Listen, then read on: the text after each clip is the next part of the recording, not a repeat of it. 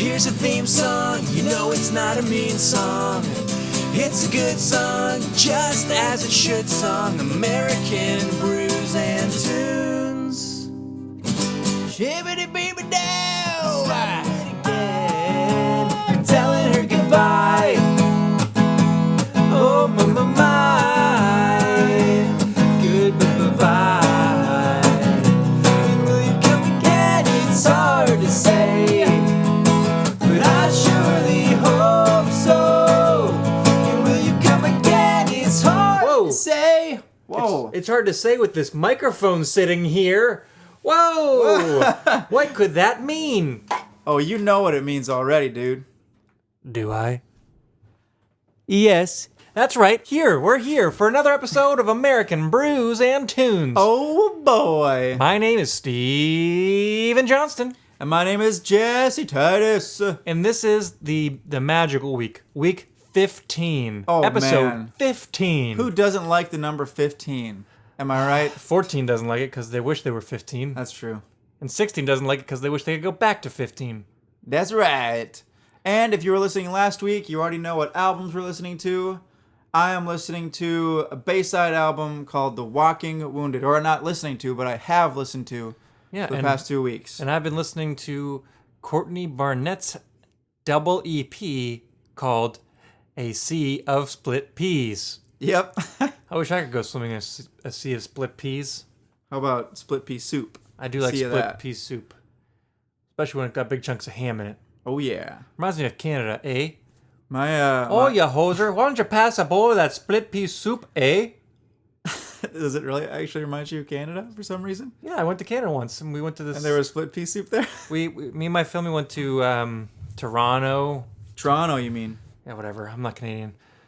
We went there, and we went to this show called... I don't know if it was called O Canada, but it was like a dinner show. Okay. And they gave us a bunch of...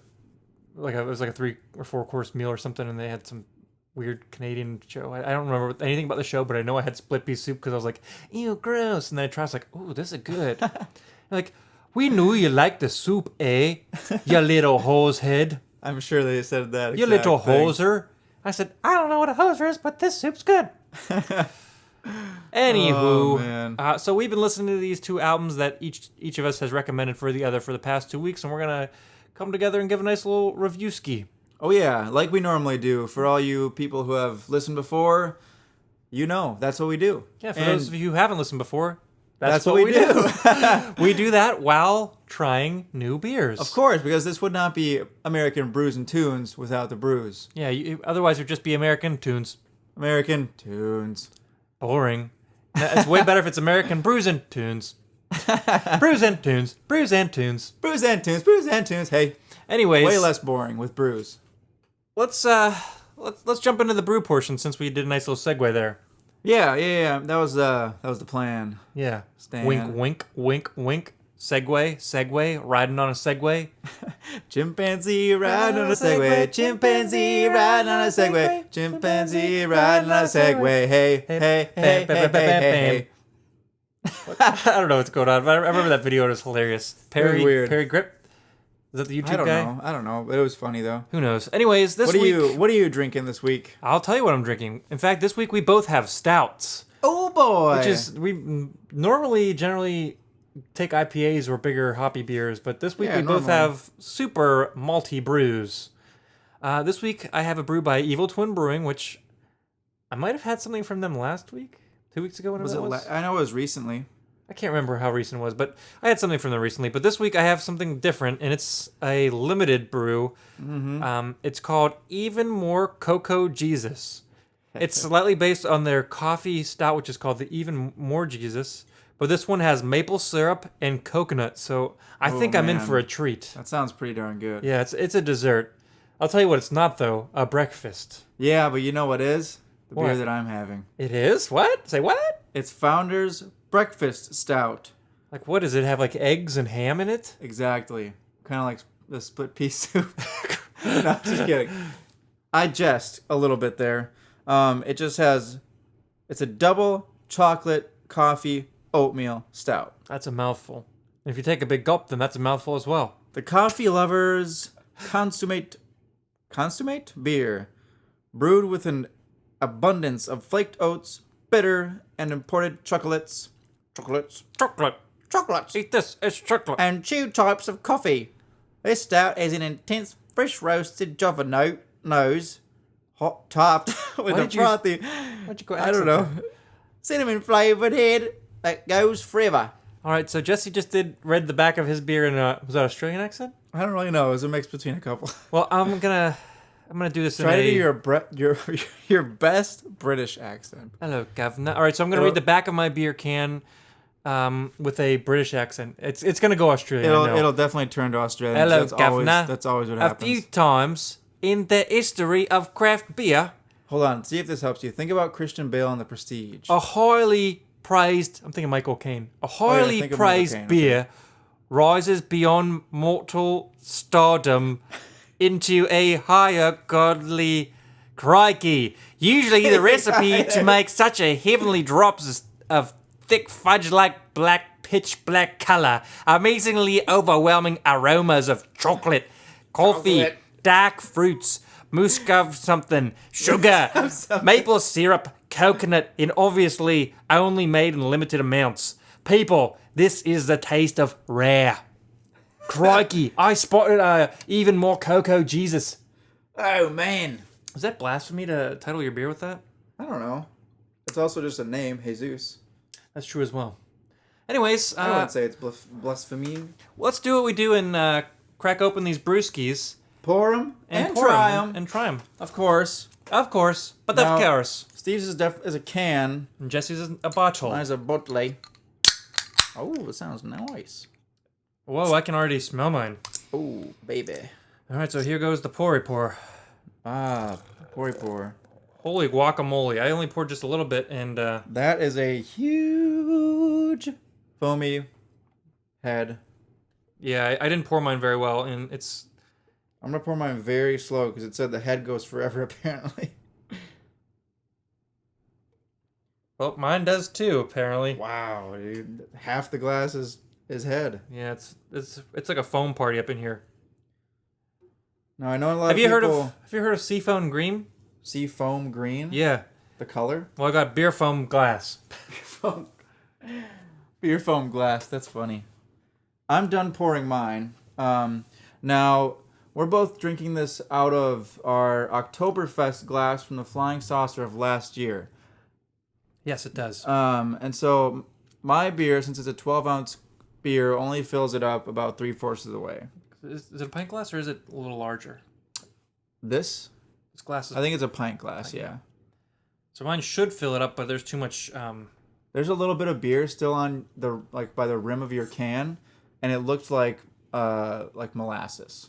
It looks like molten sludge. The color of it. What is this sludgery? What is this sludgery? All right, so It's probably going to be absolutely delicious go ahead sludgery. and try yours while I finish pouring mine. All right, yeah, you got to kind of tame that a little bit. All right, let me just get a nice smell of this first. Oh, man. That smells so good. So, so cocoa-y and fudgy. Fudgy Wudgy was a bear. Fudgy Wudgy was a beer. Fudgy Wudgy had... Fudgy Wudgy was a beer. In my cup, it sits here. Fudgy Wudgy wasn't... Pudgy. Wasn't... No, it's probably pudgy. Wasn't smudgy. Wasn't smudgy. Was he? No. He was Wudgy. Pudgy Wudgy. Oh, that was a terrible rhyme. All right, anyway, so mine smells great. What mine does smells yours like, smell like? straight roast, chocolate and roast. Really, let me get a sniff. I'm not really. Are you getting much of like the coconut smell? Coconut or maple? A little bit, yeah. More of the coconut than the maple. Yeah, I can get a brief. I'm not getting any maple, but I'm like briefly getting a little bit. Again, just like whenever I was drinking the one coconut beer that I had earlier.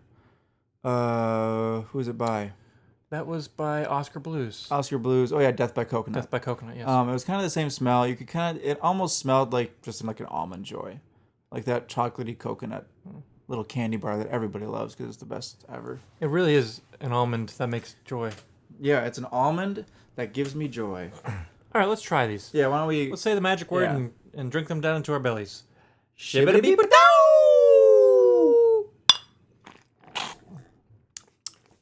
Holy cow.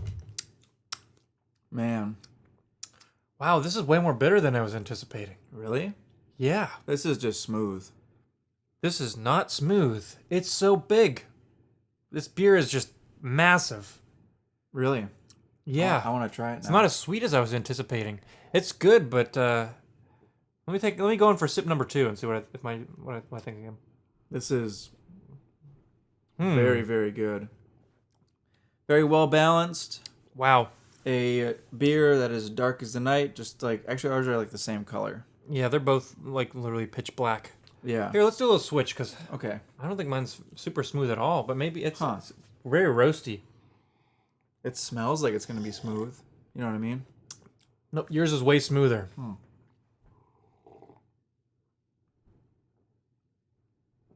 What do you think? Wow. Intense, huh? Holy crap. Holy crap is right. Holy coconuts. Yes, I can definitely taste the coconut. it's in there. But there's like a really initial booziness that's just kind of punches you in the mouth. Yeah, it is boozy. It's like 12%. Even more Coco Jesus. It punches you right in the mouth. Coco, no punch. Oh man. Well, Well, I'd say these are both. They're both very They're good. both very, very yours good. is. I think yours is smoother. It definitely is. It's only coming in at 8.3%, I believe. So You yours taste is like, more bitterness in mine though. yes, definitely.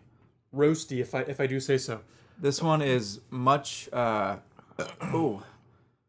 less roasty. Yeah. Well, maybe not as less roasty, but it's more It's just mellow. it's more manageable, I guess you could say. Yeah, it's just more mellow. Like I would probably just have one of those, but I could probably have like 2 of these, Exactly. you know.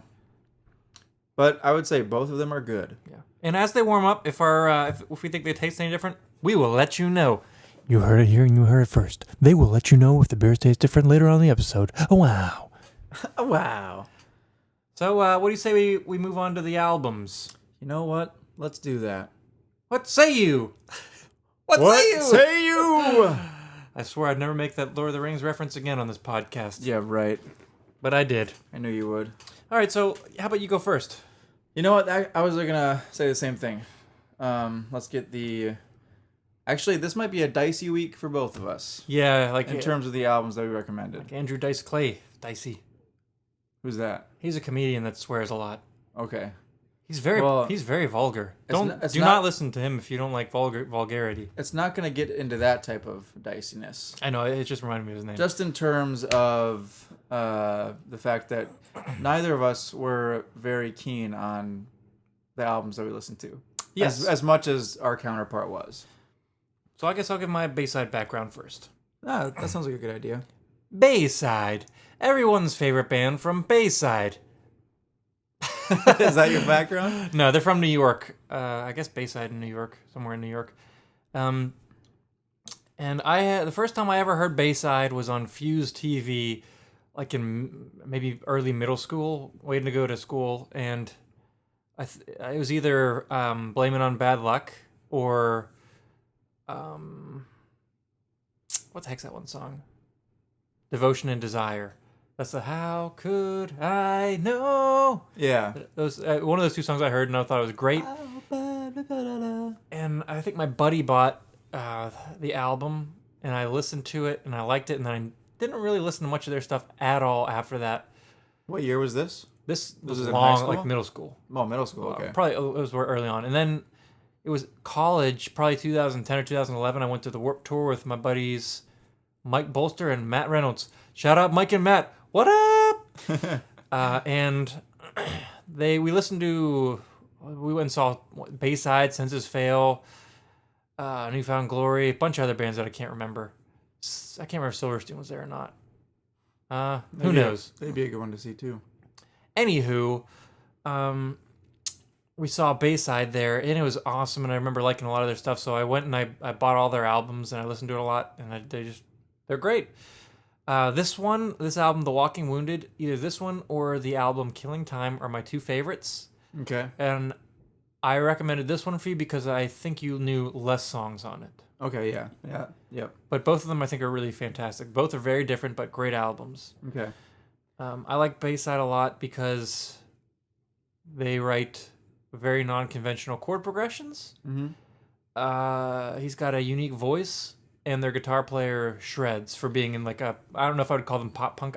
Pop punk, would you say? I would say just like pop punk / just rock. Yeah, but like he plays like metal solos almost, like shreds on the guitar. Like Yeah, he's does. very musically learned. He is very good at the guitar. Yeah. And I saw him once. I was at an acoustic show for Anthony Ranieri, and the guitar player was Jack. there? He was just sitting at the bar, and I went to him. I was like, "I love your guitar solos, man. No one else in this genre plays like you." He's like, "Oh, thanks, man." Oh, wow! Speaking of fun interactions with Bayside members, my buddy Matt, who I just shouted out. What do you call that? Shouted out. Let's say shouted. Shouted. How about that? Just shouted, because it's like shouted out. yeah. But he told me this story about one time how I don't want to embarrass him on this podcast, but he had quite a few brewskis, let's say, at a concert, and after the show, I guess he was running around. Maybe they hit up some bars or something after the show, and he saw Anthony Ranieri, and so he like tried to talk to him, but I think it just came out as like slurred gibberish.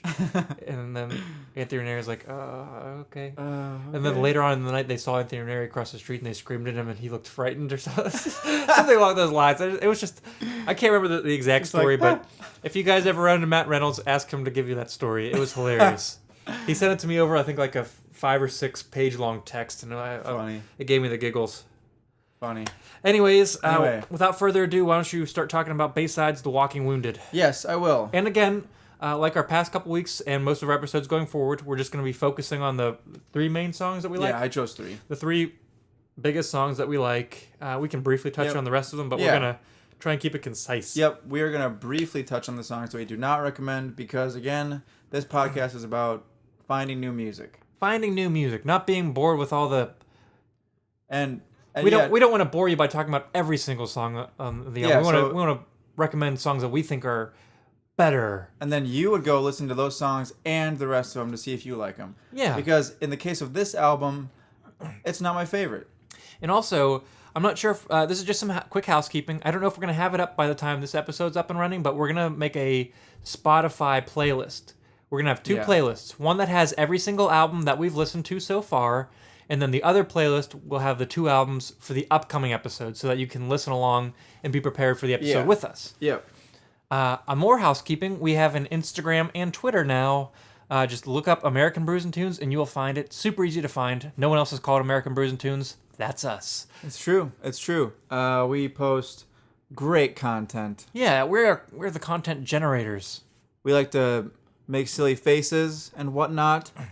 And if we're ever at like an event in Nashville for beer, like just recently we were at a beer fest in downtown Nashville at the Bridgestone Arena. We made a great Instagram video. Yeah, or and- as we and say, a picture. Instavid. Yeah. Yeah. So Yeah. just looking for great content about beer and music. Look us up on Instagram and Twitter, as I like to call Instagram. I like to call it Wow Wow Wee Gram. But anyway. Anyway, Bayside, The Walking Wounded. Without further ado, here is Yes. Mr. Jesse Titus with his review. You heard it. You heard it here. You heard it first. Here's Jesse with his review of Bayside's The Walking Wounded. Thank you for that introduction, Stephen. Mm-hmm. Darrell Johnston. Wow, this beer is crazy. Yeah, same here. I think I like yours better though. Sorry, enough aggressing. Yeah, We're gonna get into that. we aggressed. Sorry. I need to get into this. So Bayside album, The Walking Wounded. I'm gonna kind of give a brief overview of how I feel about the album, and then I'm gonna jump into the songs. Okay. So they are a very good band.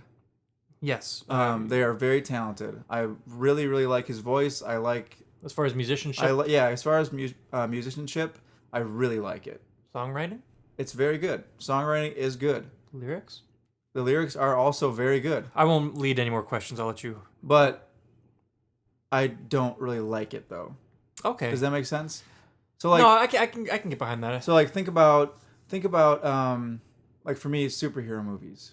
Like, they're very good production-wise, acting-wise. And everyone loves them. But they're not my favorite type of movies, though, you know?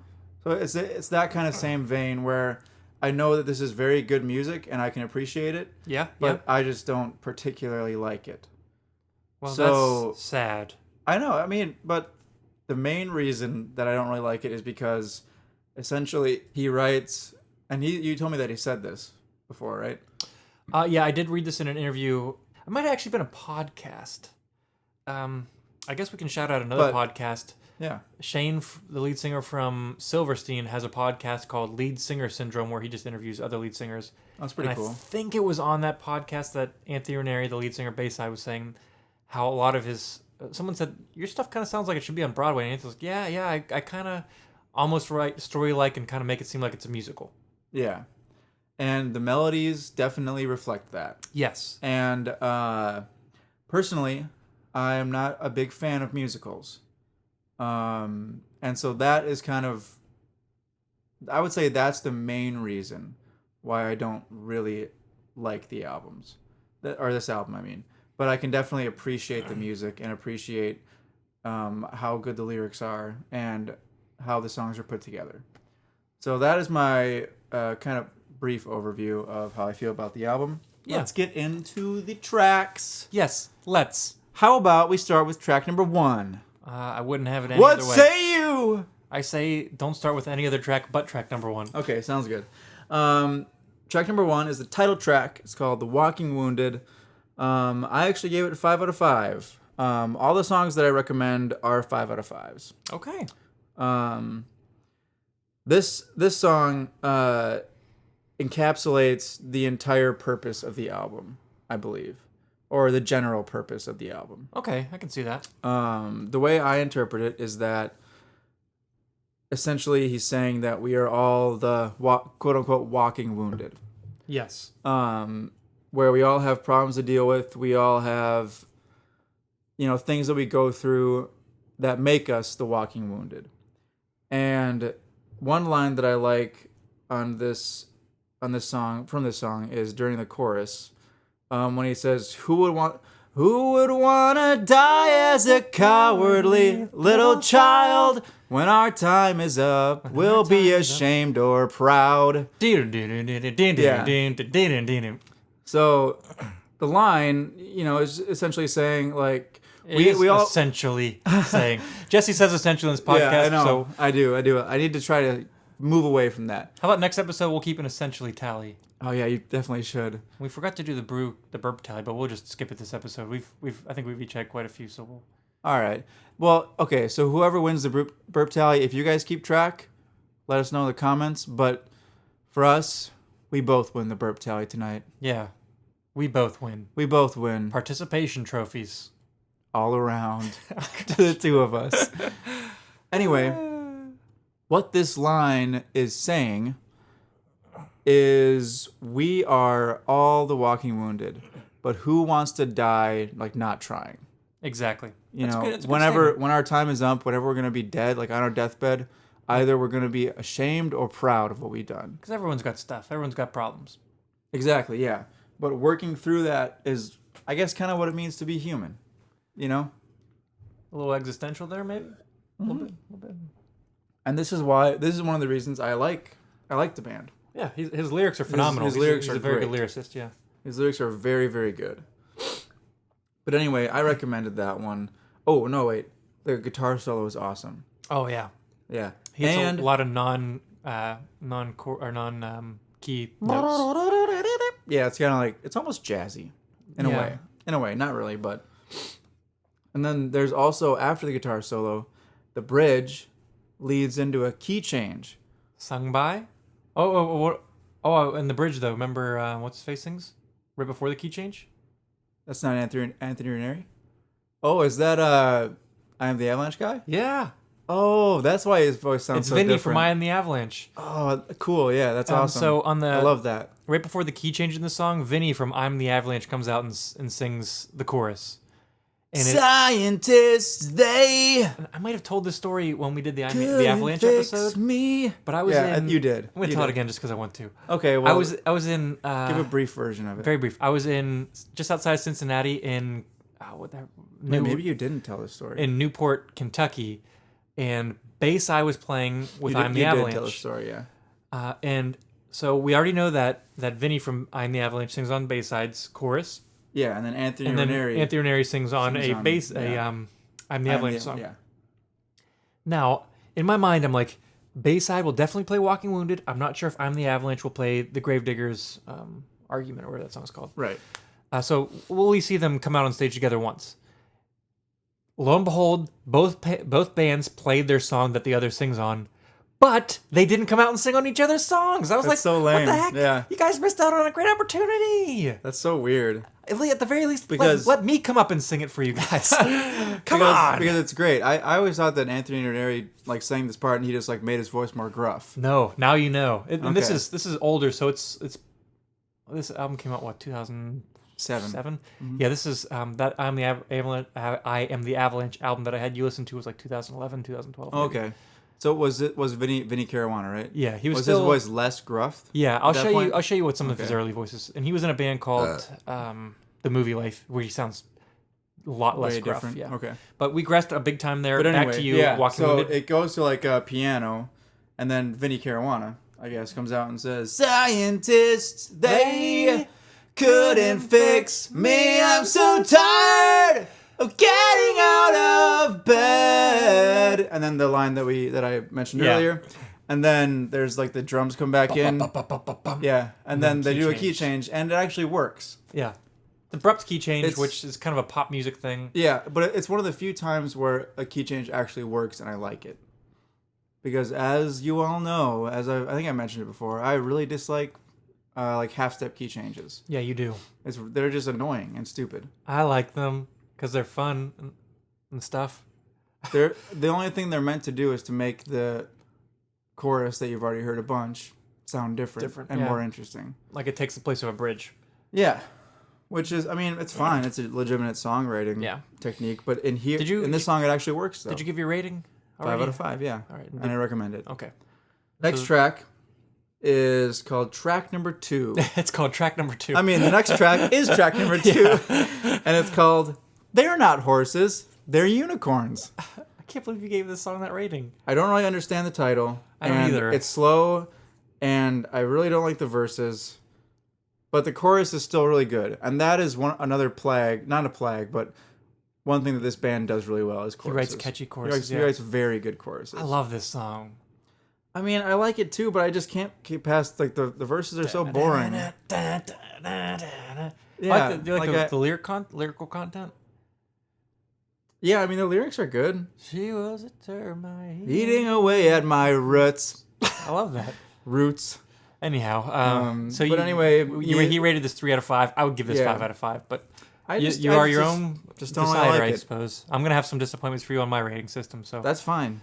That's not a problem. track number 3, Track number 3, I recommended it. 5 out of 5. It's called Duality. Duality. This is probably I believe this is the best song on the album. and either this or their song Devotion and Desire are their most popular songs. Yeah. Probably Devotion and Desire is their most popular, but this is almost right up there with it, I'd say. This is the best song on the album. It is catchy at all points. The verses are not boring. The chorus is still awesome as all the per other ones. usual. Yeah. As per usual. But yeah, this song is amazing. It seems like it's a song about like a breakup and wondering how it happened.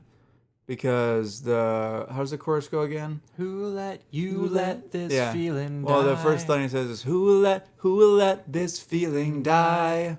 When all I did was try. Who let you let this feeling die? I can't get you out of my head, my head.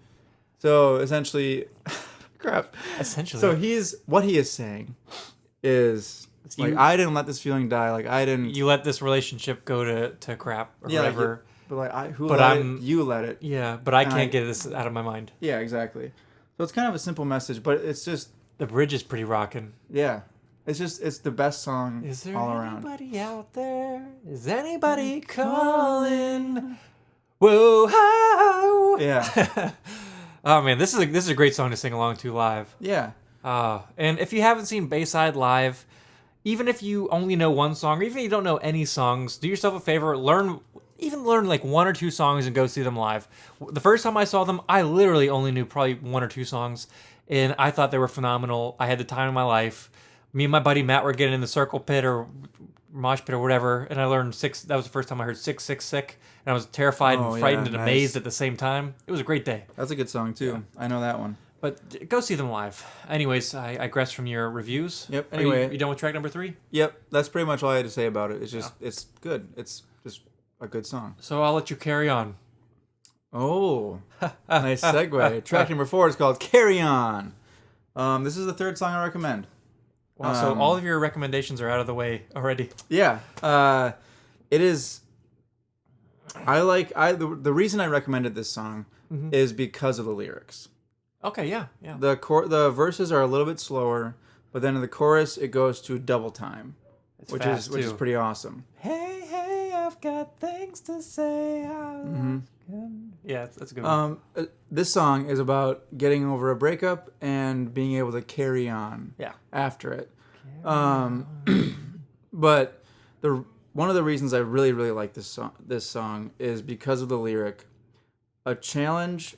After this is kind of like in the last part of the chorus, I believe, where he says, in regards to the breakup, he says, "A challenge fit for a man when I'm just a kid." So doesn't feel like he's equipped to handle that. Like doesn't feel like he's equipped to handle what he's dealing with right now. Yeah. And then he also says, "If this is love, I don't want part of it." Yeah. So I feel that is just a very personal song to him. It's very open, and a very open and a very deep song. So that is the reason why I recommended that song. Well, it's a good song. It's my third. It's number 3. I would have recommended all 4 of these first songs, though. Well, yeah, but you like this album. Anyway, so that song is definitely in my top 3 for the lyrics alone. And the music is also very good. I'm going to move on to track number 5, though. This song is called "I and I." And is this one of their more popular songs of this album? I've heard them play this one live, but no, it's not one of the... it's a popular song, but it's not I'd say Duality and Walking Wounded are the two big ones. Most popular, okay. The only reason I asked that is because on the Gold Edition, there's a live version of it. Yeah, there's that live version on there, but I'd still say it's not one of the more popular ones. It's still popular, but not the biggest one. My rating reflects that. I hear it 3 out of 5. Fair enough. I still like the song, but This song is still good. Like I said before, these songs are all good. I just don't like them. Yeah. This song has a really good bridge, a very catchy chorus, per usual. This song is essentially about taking control of your own life amidst problems. That's pretty much it. At least the way that I can think, the way that I interpret it. All right, I can get behind that. Because he says stuff like, "I and I are taking control of our lives," or something like that. I'm the only person who can control it, and I'm not going to let anyone else help. Yeah. So the next song, track number 6. I love the title of this song. I don't like the song. I like the title, though. I like the title more than I like the song, too. I'd agree with you there, but I still like the song. What's the title, you ask? Choice Hops and Bottled Self-Esteem. And no, that's not the title of an American Brews and Tunes episode. That's the title of the song. It's got that slow kind of start. But this song especially is the phrase that I'm coining today is musically-y. Musically-y. Like it's like a musical. Oh, okay. The melody, it's very musically-y. Like a musical. Yeah. Okay. But I want to say musically-y. All right. Coin your phrase. Kind of boring, but it's still a well-written song. Mm-hmm. I just am not very fond of it, so I gave it 2.5 out of 5. Which, by the way, is the worst rating I've ever given a song. Same with the next song too, though. Yep. Next song, track number 7, also got 2.5 out of 5. Did you read all the lyrics for the next song? Mm-hmm. I love the lyrics on this song. I like them. So do I. Okay, I'll let you talk about them now. I just don't like it, though. The song's called Head on a Plate, number 7. Yeah, the song's called Head on a Plate. Still very musically-y. Yeah. The lyrics, though, the message of the song is good, though. It's about the music industry. Exactly, yeah. Yeah. It's a very, very good lyric Super honest. song lyrically. Yeah. But for me, that doesn't justify the song itself. Yeah. Yeah. Okay. But what this song is about, Essentially, essentially, is the music industry, and I'm assuming criticism that was thrown at him. probably. Yeah. So the title, they want want head on a plate. They want my head on a plate. Yeah. So all of the people who criticize their music or him in general, like the way he writes, is what the song is about. Yeah. Basically. The lyric that I wrote down is, "I'm really not that conceited, I swear. I'm not. I'm just trying to bring music back to music." Yeah. And then some of the later lines are about essentially the music industry and how everything is kind of like down to a T. And he's trying, and like he says something about like what's the word? Creativeness or something like that is not a curse. Yeah. Creativeness So- and So them being different and them being like a different musical style is not a curse. this like, is the it's song not where he a talks bad about thing. like putting emotions on the piece of paper either isn't a bad thing, or is that another song? I believe that's another song because Okay, the never mind. last song, Pop Euler Science. But they're writing is- creative music. They're not. Yeah. They're on this one. They're not doing what the record companies say. And they had on the album Cult a B-side where they were criticizing bands that are more or less making like music for money. 'Cause Yeah. they're talking like they're kind of calling out bands on the Warped Tour, saying you're basically One Direction with throat tattoos to a lot of the bands on the Warped Tour. And that kind of encapsulates exactly what he's saying in these songs. Yeah, Again, very good lyrically, but I just am not a big fan. yeah, fair enough. So track number 8, I gave 3 out of 5 because I liked it more than the other ones. And what's the song called? Dear Your Holiness. It seems that this song is not exactly an anti-religion song, but kind of, in a way. Yeah, I don't think he's religious. I believe it's just him saying, that's not going to work for me. One of the lines is, in regards to religion, he says, another penny thrown down the well. So basically, just like a wasted wish. Yeah. I'm hoping for that. So There are other religious themes that kind of pop up in some of their songs, but it's not like the main focus of the Yeah. band. Yeah. So anyway, on to track number 9, which, as you can see, Steve, You rated it differently a couple times. I almost that was gonna be 5 out of 5 and a star, but then I Oh. was like, should I recommend 4 tracks? And I was like, no, I probably shouldn't. So I just gave it 4 out of 5. This is a great song, though. It is a great song. a It's fun- track number 9, and it's called "Landing Feet First." Just the chorus is just so good. Ayo, Ayo, I hoped you weren't waiting long. This is a song about being in a great relationship, like the first part of a relationship. You're landing feet first into it, and He talks about falling a couple times in the song, I think, right? yeah. If our world falls down Tonight I'd be there. Something Yeah. about being there with a net to catch it or something like that. Yeah, but it's that's a super catchy song. If Oh, you ever yeah. see Anthony Neri acoustic, he always plays this one. Well, not always, but often does. Yeah, Oh, it's great a song. Super Great catchy. song. 4 out of 5. Almost recommended it. Definitely check that one out. On to track number 10. Thankfully, Well, thankfully. this one's not my favorite either. I gave this one 3 out of 5. It kind of also has This is a a skipper for me, religious tone to it. Yeah. It talks about one nation under God, but thankfully that's not going to be that way for long or something like that. actually. Yeah, Same kind of story musically, very musically-y. musically. Musically-y. Not really what I like, but Like Mini Me. You ever seen the Austin Power movies? yeah. Remember Mini Me? And most things that he says is E. E. I don't remember that specifically, but Well, if you remember anything about Mini Me, any noise he makes is probably E. okay. Well, anyway. Huge grass, sorry. Anyway, on to track number 11, which was also a track that I almost recommended. I give it Almost. 4 out of 5. It's called A Rite of Passage. Yeesh. This has an amazing chorus, but what I really want to touch on is one of the chorus lyrics. Because again, this band is phenomenal lyric-wise. The lyric is, There's no right way to go. Oh, but I also have to sing the melody because it's so catchy. Go for it. There's no right way to go.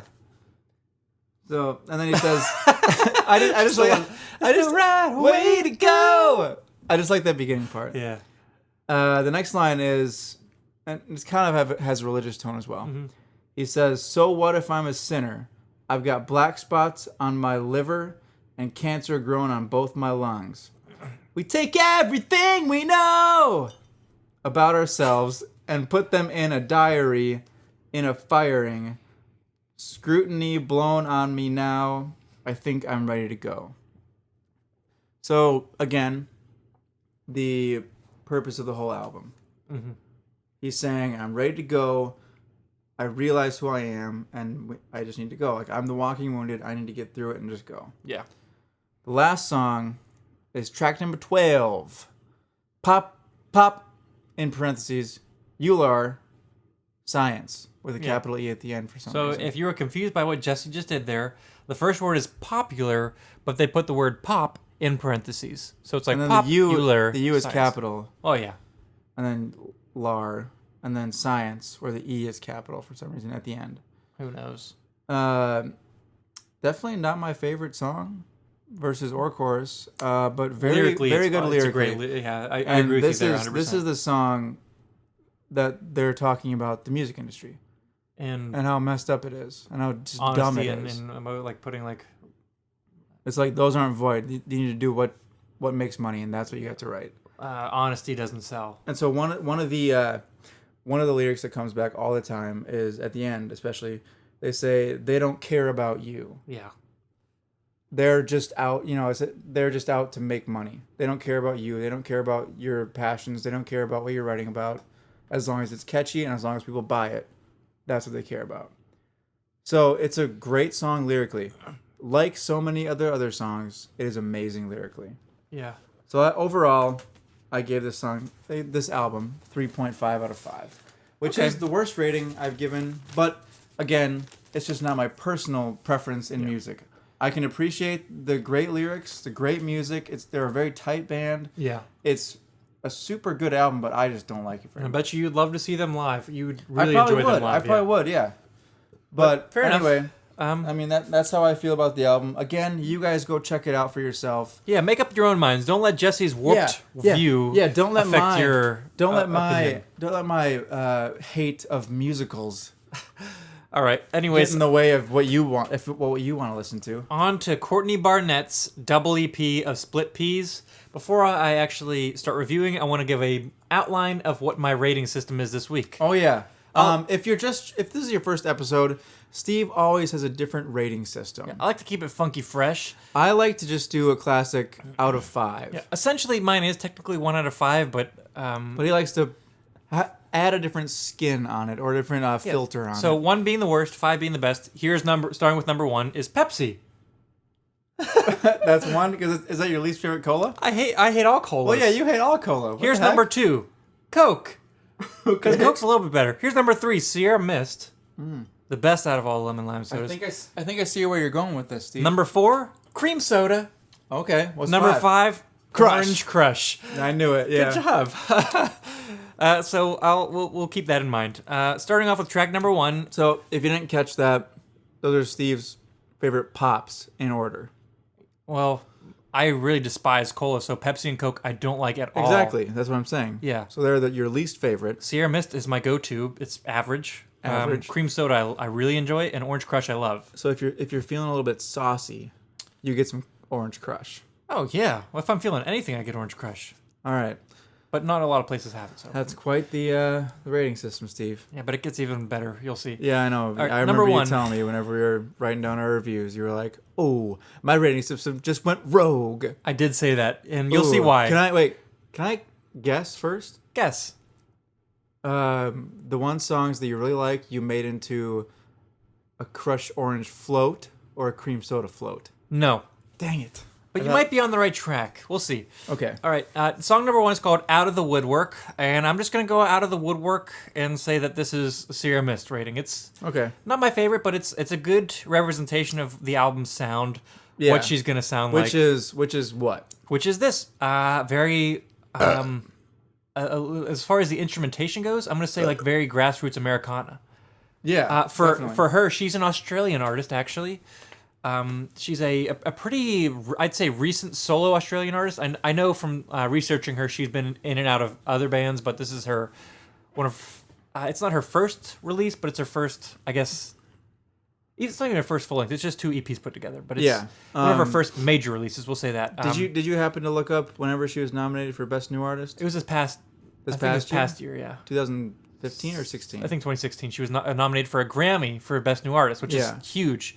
When you listen to this, it's kind of hard to believe because, and even like she said, she's been like playing like bars and stuff, and then lo and behold, she got nominated for a Grammy. Yeah, well, the radio station in Minnesota, The Current, talked a lot about her, and they essentially said that they said like she was playing bars in Australia before this, and then all of a sudden, bam! Like as much as an overnight success as someone can be. And she's from Australia, and she got huge. It's just crazy. Yep. But so like anyway. I said, instrumentation-wise, very Americana for an Australian.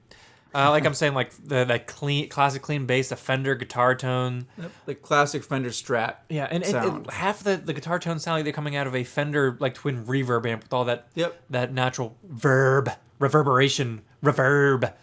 Her vocal style is, I'm just gonna put this on Front Street, super lazy. It's like a mix like Tom Petty lazy, but also like a talkie almost. Like it's like a halfway between singing and speaking almost. It's almost like a mix of Tim Armstrong, Bob Dylan, and then someone with tone. Yeah, so it's interesting. Someone with a palatable tone.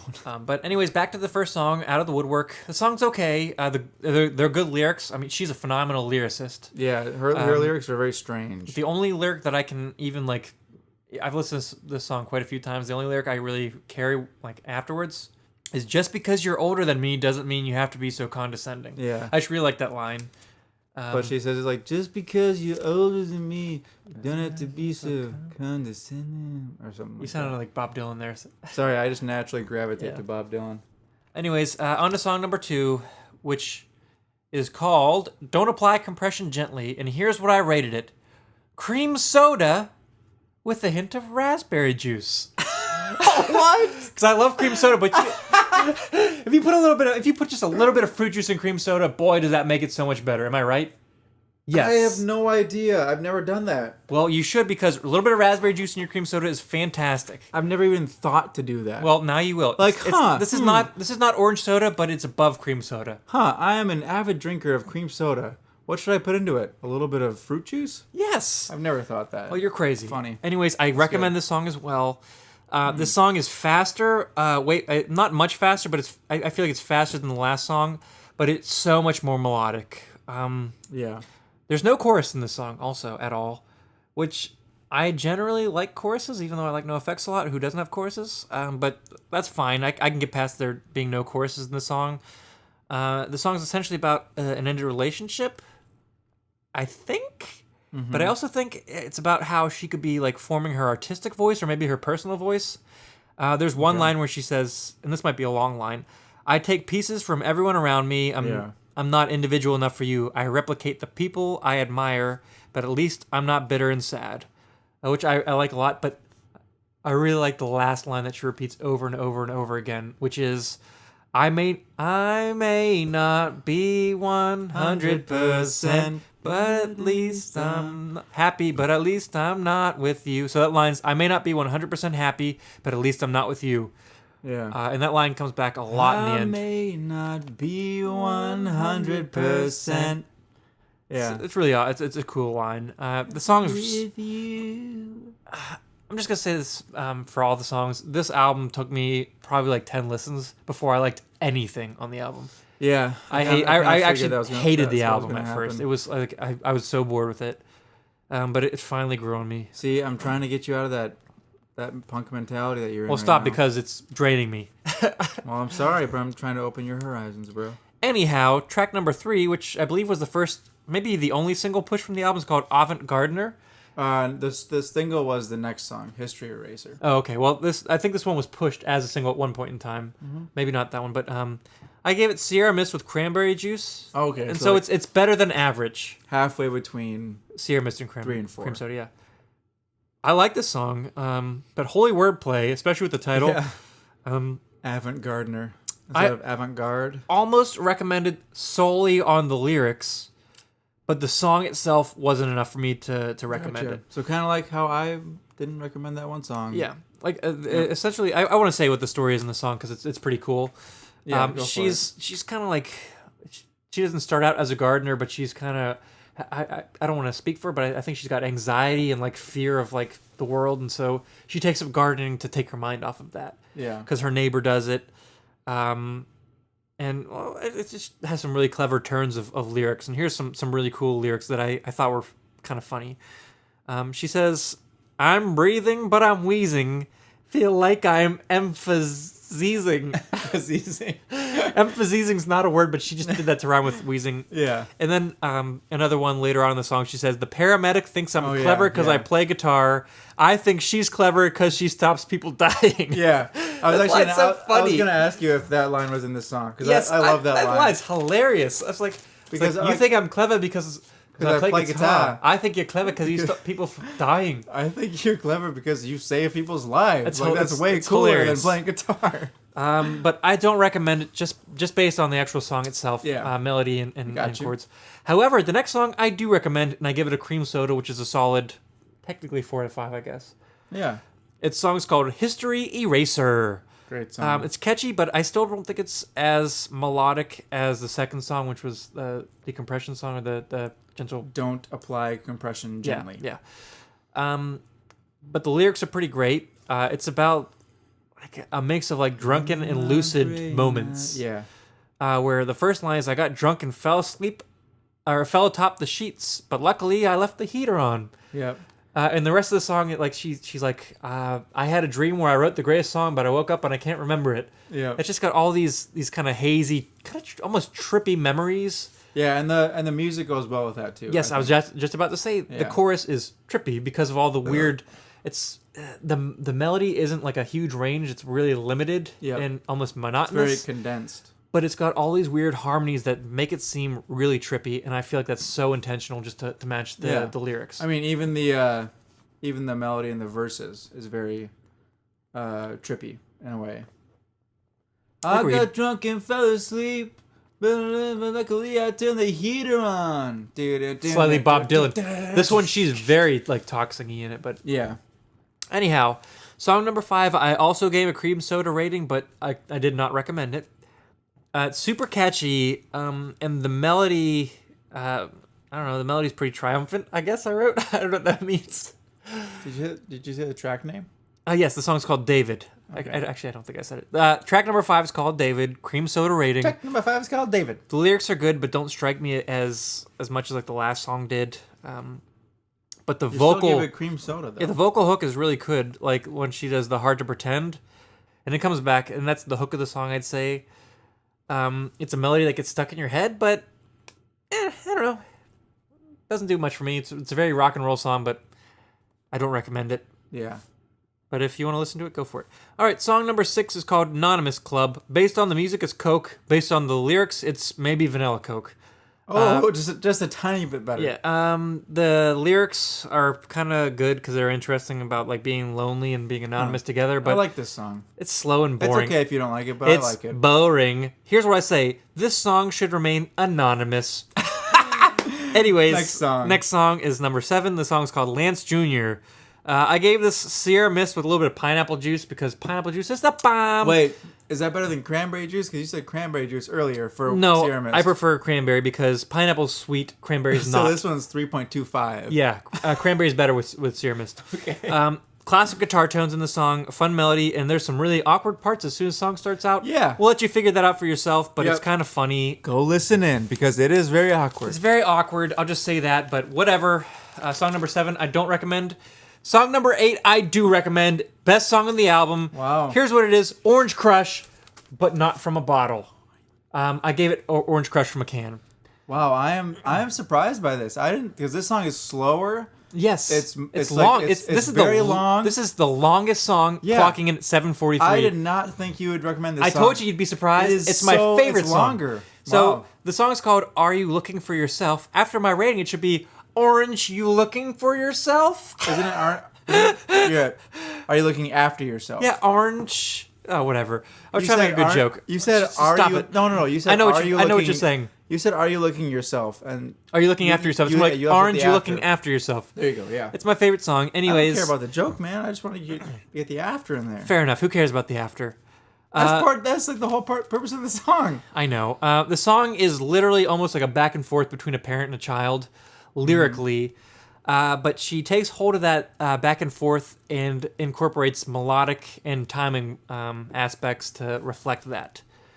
So the parent always comes in first in the verse with a slower melodic line, and then the response from the child is faster and at a slightly, I don't want to say contrapuntal, but differing melody, I'll say. Okay, yeah. So the parent is always kind of checking in, saying like, "Are everything okay? You need to take care of yourself. You need to watch after yourself." And the kid always has. So the parent's pragmatic, the kid's idealistic and dreaming-ish. I guess that's a good way to say it. Like the parent says, "Are you working hard, my darling?" Another line is, "Have you got some money saved for those rainy days? Are you eating? You sound thin." And the child responds with a bunch of lines like, "I don't want no 9 to 5 telling me that I'm alive." The child also answers, "My friends playing bands are better than everything on radio."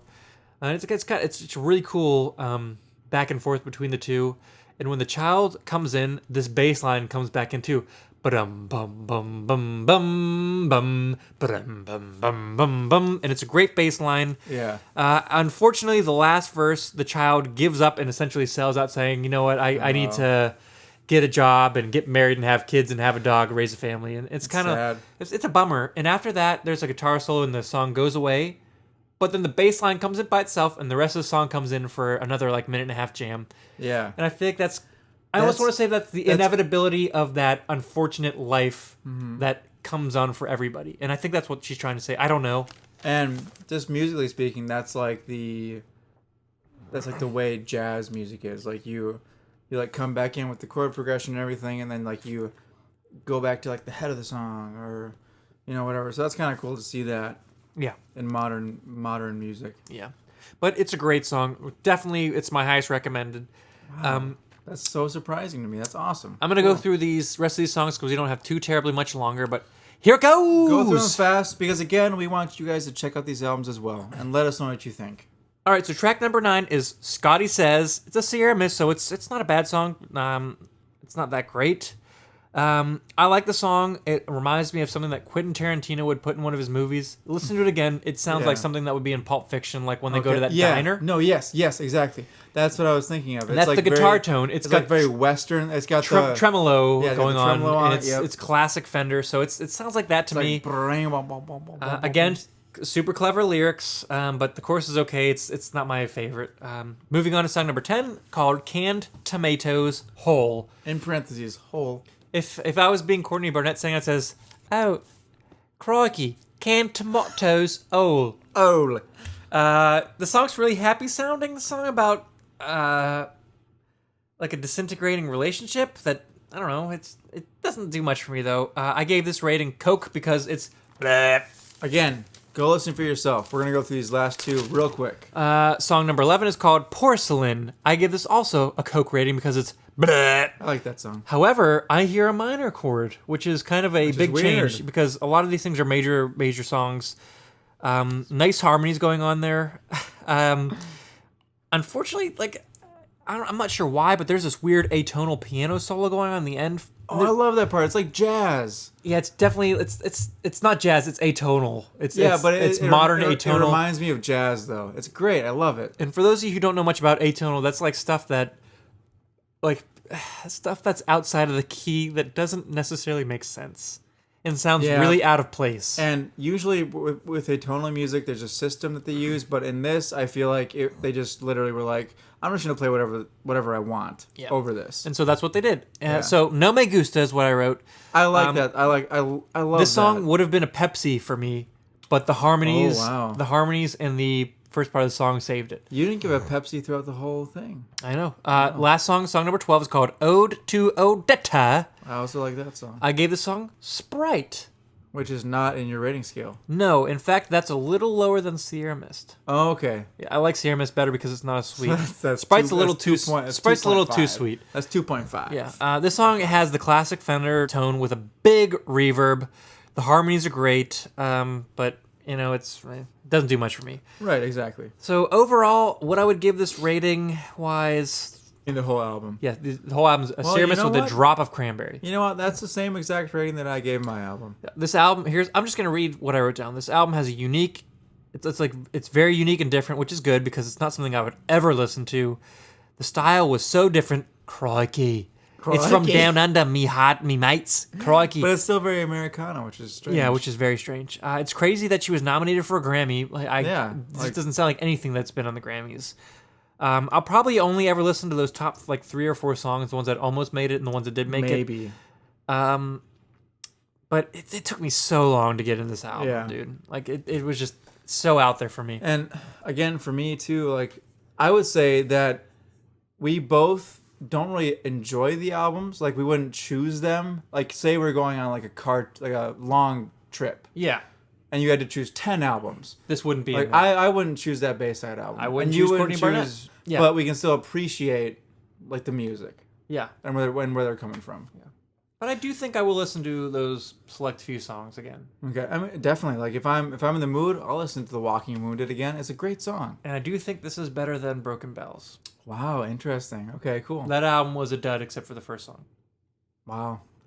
Tell me how you really feel about that album, dude. It stunk. I love that album. It didn't stink. It just wasn't my cup of tea. I can appreciate it because I'm a lover of music. And that is what this podcast is about. It's about exploring new horizons, new music that you're not really comfortable with, breaking out of that zone, and just exploring new music. And of course, new beers. New beers.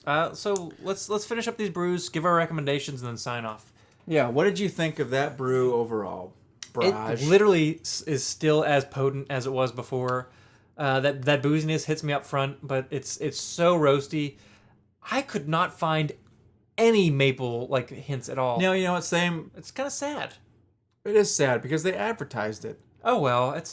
The coconut was great. I'll be fine with that. Yeah, you know what? It was still good beer. It wasn't the Even More Maple Jesus. It was the Even More Cocoa. So coconut, I guess. Well, maple wasn't in know. the title. I know. That was just a little asterisk that they put on it. Yeah. So next week, what I'm going to recommend for you is it's going to be an older album. Perfect. From a band called The Descendants. Oh, And the album is I've called. been wanting to listen to them. So good. Here's your chance. The album's called Milo Goes to College, and I'm not going to It's a speak funny for everybody, but I think this is probably their most influential album. I would say. In your opinion? I'd say in a lot of critical opinions. Okay. I don't want to cool. say universal, but I think this is a pretty unanimous agreement. Okay. This is kind of a shifter for pop punk almost, turning pop. When was it released? 82, I believe. Okay. And so it's was a that punk album. before or after the Minor Threat album that you had me listen to? I think after, definitely after. Okay. So you sure? it's after or around the same time, but where I think Minor it was around the Threat's same much time. more of that early hardcore punk. This is punk with a melodic edge. Oh, more And so- melodic aspect. So this is okay. like the start of pop punk almost. Interesting. Okay. Yeah. Cool. I think you'll like it. Love to listen Again, to that. that's Descendants. Milo Goes to College. Okay. Now, the album that I'm going to recommend for you is by a band not from America, A Winter of Mixed Drinks, By by the band Frightened Rabbit. Frightened Rabbit. Sounds odd. Yeah. But anyway, I started listening to this album during, I believe, sophomore year of college, and it was very, very good. I personally like it. I don't really know if the critics liked it or whatever, but I liked it, so that's why I'm recommending it to you. Fair enough. So why don't we finish our beers Clank our glasses. and say the magic words? All right, here it goes. Magic word. That's magic phrase. It's one phrase. You're right. Yeah, phrase. Shibbity-beep-a-dow! All right, Once again, guys. my name is Steven Johnston. And my name is Jesse Titus, and that is it for Brews and Tunes this week. Thank you again for listening to the 15th episode of American Brews and Tunes. Yeah, we are out. We will see you guys in a couple of Theme weeks. song, you know it's not a mean song.